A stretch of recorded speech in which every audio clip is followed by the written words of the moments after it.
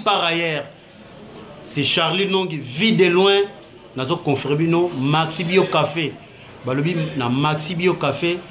Ils ont traité par hémorroïdes, par force, ils ont la fatigue.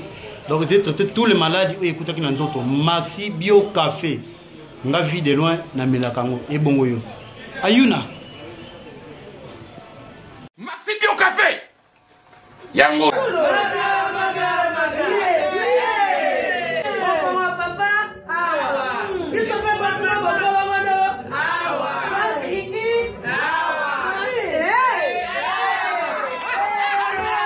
A connaît pas demande Hémorroïde. Oh, diabète. On en est avant. Sous réserve. Yango té. Comment te pose à Gaïo Moko? Expliquez mon ninga soit un problème la couple. Expliquez maman. T'es loco ils ont mon sabi sur la couple yango. Tout ok.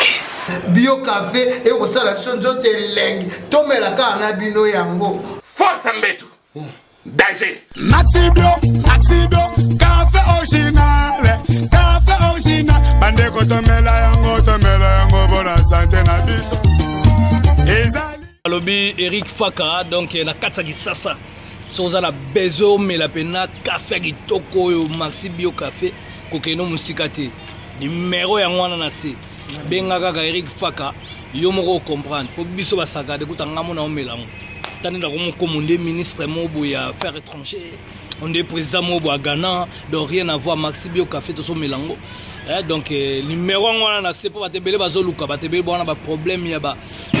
Pour yango d'autres traiter éjaculation précoce, mari de nuit, femme de nuit, envoûtement familial. Biloko nyonso so meli café kitoko. En tout cas numéro 1 on c'est boluka yemo grand prêtre Eric. Elle To sebela ndamu. Oh, on a déjà vu la base de 6. Ali lo zo kena ngo bomanga. Loko nyangisa nga mitata yo moko. Te uzinga di pa epistole. Loko nyangisa nga notice. Ba contre indication izate. Oh, ce que yo mela kabilo ka mabe. Yalo oui. Na so zelo na 4 landangai. O lukaki yango. O 6. Tanga ta posologie. Tu vois ya podium.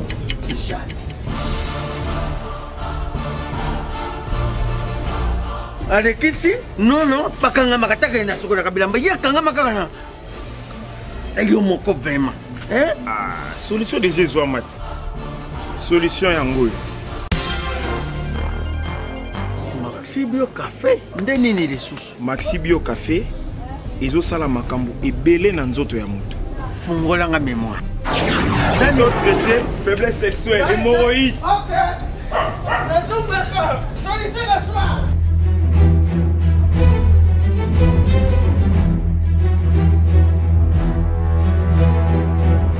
Tomate Napoléon.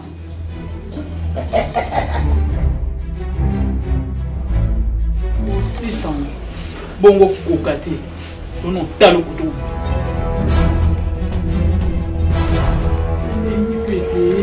Maxi Bio Café. Nazombaka mwana. Maxi Bio Café.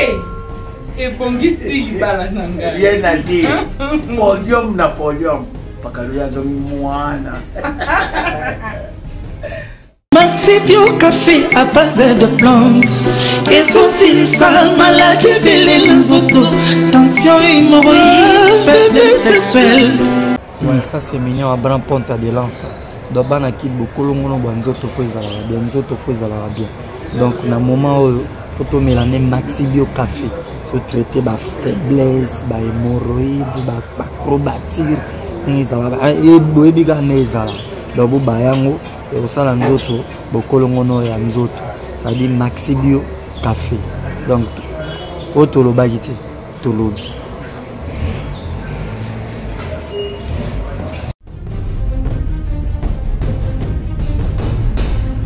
To sebela ndamu. Oh, on a déjà vu la base de 6. Ali lo zo kena ngo bomanga. Loko nyangisa nga mitata yo moko. Te uzinga di pa epistole. Loko nyangisa nga notice. Ba contre indication izate. Oh, ce que yo mela kabilo ka mabe. Yalo oui. Na so zelo na 4 landangai. O lukaki yango. O 6. Tanga ta posologie. Tu vois, il y a podium.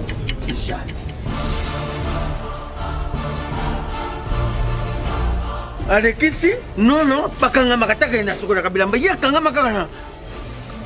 Et yo moko vraiment. Hein? Ah, solution de Jésus Amat. Solution yango. Maxi Bio Café, ndeni ni ressources. Maxi Bio Café, ezo sala makambo ebele na nzoto ya moto. Fungola nga mémoire. Dans notre traité, faiblesse sexuelle, hémorroïde. Ok. Solution la soir.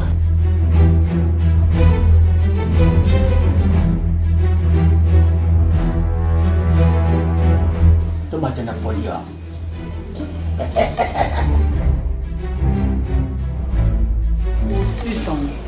bongo kokate tono talo kutu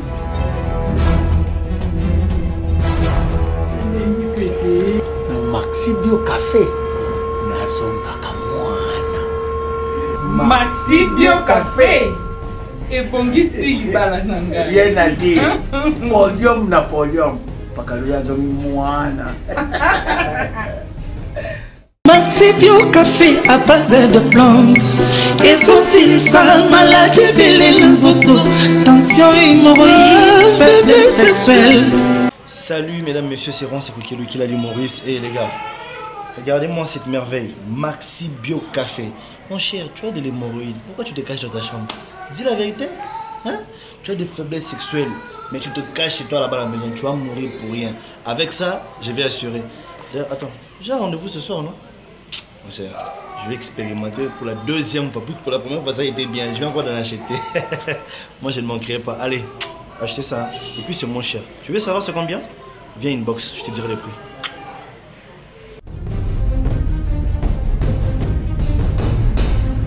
Tout c'est bien dame. Oh, on se l'a déjà bien là-bas, c'est aussi. Ali lozo que n'a pas bon mangai. Le ko nyanga sanga mitata yo moko. Te ozinga di pa pistolet. Le ko ni sanga notice. Ba contre indication izate. Oh, ce que yo mela kabilo kama be. Yalo wi. Nazo zelo na kati landa ngai. Olukaki yango. Aussi. Tanga ta posologie. Tu vois, il y a podium.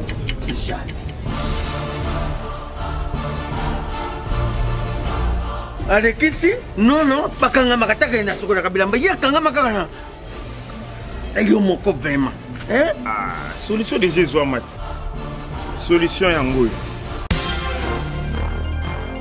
Maxi Bio Café, ndeni ni ressources. Maxi Bio Café, ezo sala makambo ebele na nzoto ya moto. Fungola nga mémoire. Dans notre traité, faiblesse sexuelle, hémorroïde. Ok. Nazombaka, solution la soir.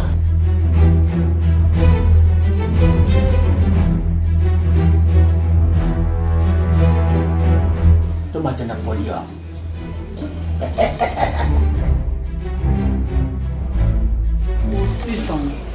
Bongo kokate tono talo kutu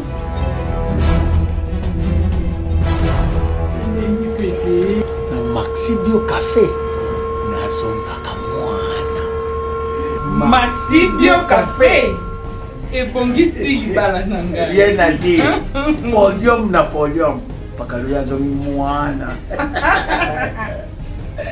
Maxi Bio Café à base de plantes. Essentiel, ça, maladie, belé, nzoto, tension, hémorroïde, faiblesse sexuelle.